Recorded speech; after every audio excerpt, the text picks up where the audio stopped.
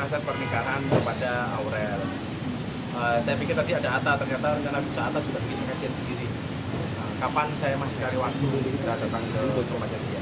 Dan alhamdulillah acara berjalan dengan lancar, dengan segala rentetannya. Ya sahdu, ya romantis, ya ada ketawanya, komplit lah. Saya memberikan nasihat kepada keduanya. Aurel, banyak yang mengatakan kenapa kamu nikah muda.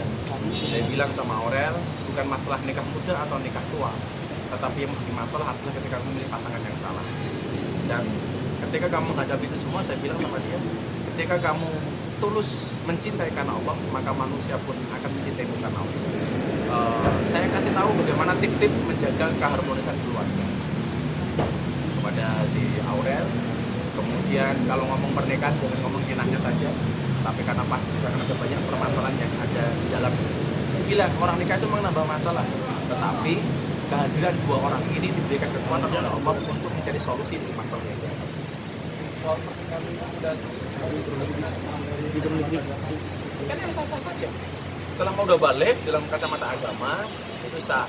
Kalau kemudian undang-undang pemerintah kan undang-undang pernikahan umur 21 tahun kan sudah layak lah begitu, baik Atta maupun Aurel. Jadi nggak ada masalah sampai hari ini.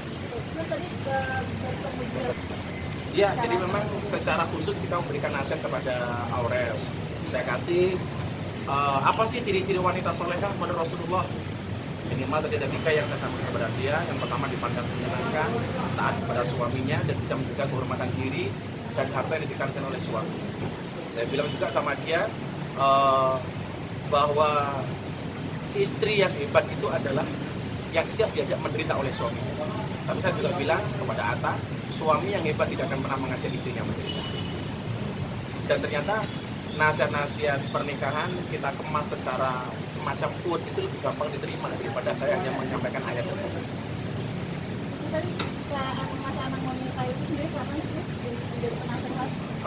Saya sudah janji untuk membantu pernikahan ini sejak bulan Ramadan tahun kemarin. Kita sempat by Zoom, kita sempat YouTubean bareng, dan waktu itu Mas Anang minta, oke, karena kebetulan saya bersahabat dengan Mas Anang sudah 8 tahun lebih. Dan Aurel bilang, tolong aku dibantu ya Gus, ya saya bantu. Termasuk besok akan nikah tanggal 3. Entah akhirnya Mas Anang menikahkan sendiri atau tetap minta tolong kepada saya, nanti akan kita lakukan. ada beban tersendiri kok? Enggak juga, karena memang saya dengan keluarga ini cukup akrab juga dengan si Loli, sehingga ya seru-seru saja. Termasuk pembahasan kemarin saya diminta untuk Gus lah yang menikahkan, aku pasrah, karena kan boleh saja wali itu memasrahkan kepada orang lain untuk menikahkan. Tapi nanti jadinya seperti apa, benar Mas Anang mau pasrah sama saya atau beliau punya keberanian untuk menikahkan dirinya sendiri, ya tidak ada masalah. Saya nanti akan ngomong sama Mas Anang, kalau bisa Mas Anang langsung menikahkan si Loli. Karena dulu juga si Asanti kan Mas Gangsa itu memasrahkan kepada orang lain. Karena boleh menikahkan diri langsung sebagai wali atau pasrah kepada orang lain. Termasuk dalam hal ini barangkali Mas Anang pasrah sama saya. Ada alasan tersendiri nggak sih Gus sampai akhirnya Mas Anang memasrahkan kepada bisnis? Kenapa? Ada alasan tersendiri nggak? Ya karena alasan kedekatan saja. Dan Mas Anang merasa berguru di pondok saya, itu saja alasannya. Maka kemudian Mas Anang pasrah kepada saya. Ada harapan?